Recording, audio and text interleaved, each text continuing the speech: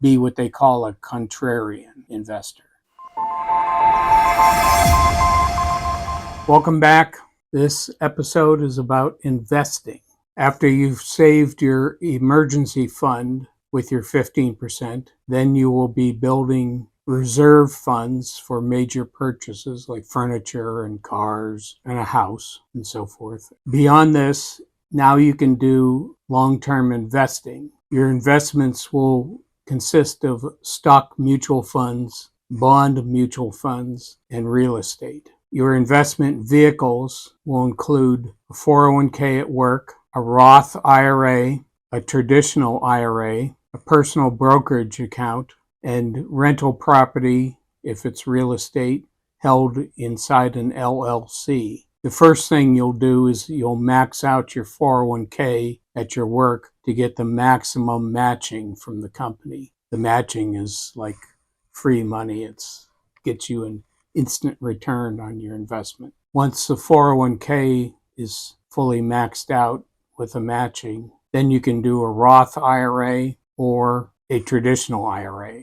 The Roth is done with after-tax dollars, meaning it won't be untaxed going in. It'll be after-tax dollars. But then when you withdraw it out years later, it comes out tax-free. And then if you desire, you can have real estate inside an LLC. You always want to do that to protect yourself. If somebody sues you, they're only going to get what's inside the LLC, not tax your personal assets.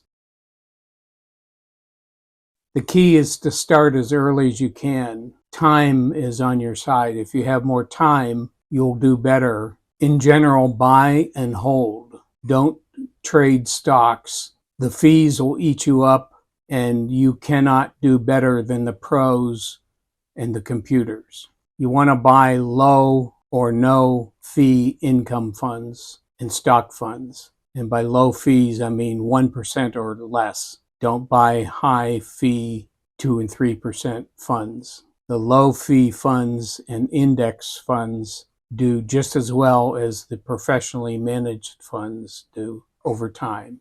Don't worry about trying to time your purchases unless it's in general. In general, you want to be buying when everyone else is pessimistic. So be what they call a contrarian investor.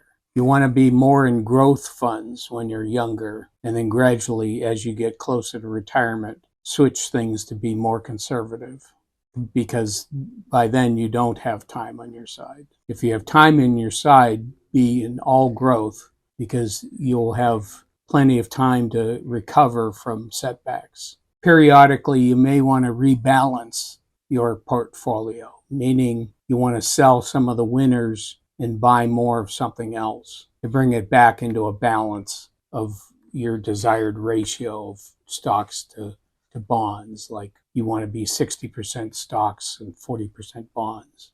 Periodically, you want to readjust your portfolio to get back to those percentages. You'll want to diversify between U.S. stocks and international stocks. You will also want to diversify stocks and bonds.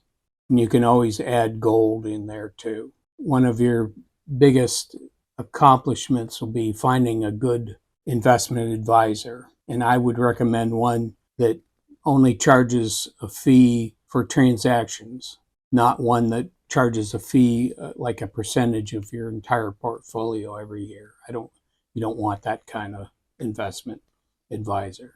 And obviously you want one that doesn't churn, as they say, your account, making numerous trades throughout the year.